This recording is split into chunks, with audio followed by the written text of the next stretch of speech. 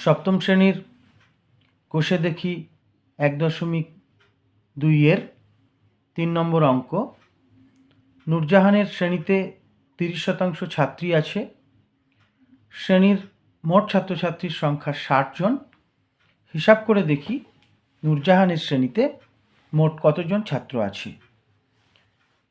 তো প্রথমেই আমাদের যেটা করতে হবে সেটা হচ্ছে ৬০ জন ছাত্রছাত্রীর ৩০% কতবার করব।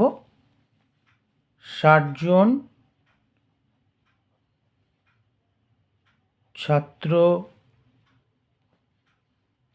ছাত্রীর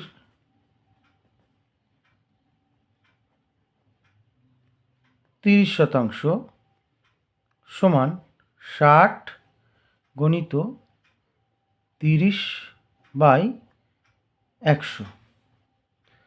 ০ ০ ০ ০ কাটব, পরে থাকছে ৩ ৬ ১৮। অর্থাৎ ছাত্রীর সংখ্যা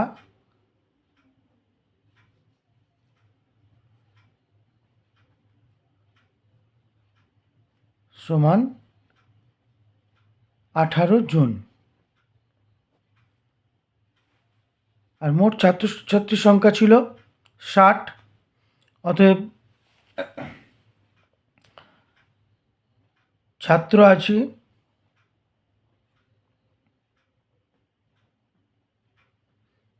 সমান ৬০ বিয়োগ ১৮ সমান সমান ৮ আর কত দাও ১০, ২ হাতে ১, ১-এ ২ আর কত দাও ৬, ৪, ৪২ জন। অতএব নূরজাহানের শ্রেণীতে নূরজাহানের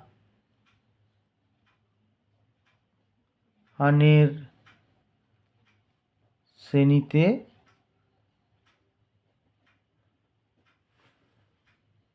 ৪২ জন ছাত্র আছে। ৪২ জন ছাত্র আছে।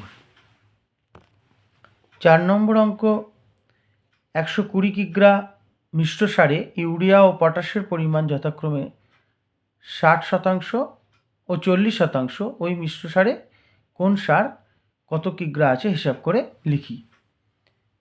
তাহলে ১২০ কিগ্রা মোট সার সমান ১২০ কিগ্রা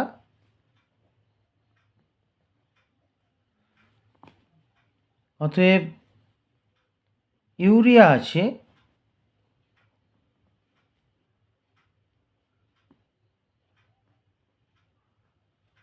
সমান ১২০। ১২০-র ৬০% হচ্ছে ইউরিয়া, ৬০/১০০। আমরা প্রথমে শূন্যগুলো কেটে নেব, ০ ০ ০ ০। তাহলে ৬-১২ ৭২ কেজি। ইউরিয়া আছে ৭২ কেজি। কোন সার কতটা জানতে চেয়েছে। অন্যদিকে পটাশ আছে সমান ১২০ কিগ্রার ৪০%। তাহলে ৪০/১০০ কাটব, ০ ০ ০ ০। তাহলে ৪-১২ ৪৮ কেজি হলো পটাশ সার। তাহলে ওই মিশ্র সারে ইউরিয়া সার আছে ৭২ কেজি, পটাশ আছে ৪৮ কেজি। ৫ নম্বর অঙ্ক, আমার স্কুলের খাতার দাম ছিল ১০ টাকা।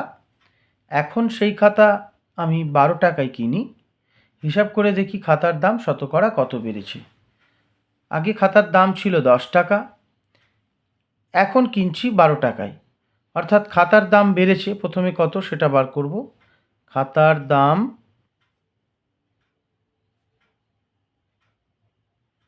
বেড়েছে সমান ১২ টাকা থেকে ১০ টাকা বিয়োগ করব।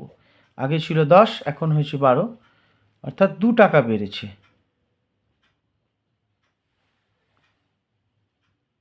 জানতে চাওয়া হয়েছে যে খাতার দাম শতকরা কত বেড়েছে, অর্থাৎ লিখব অতএব খাতার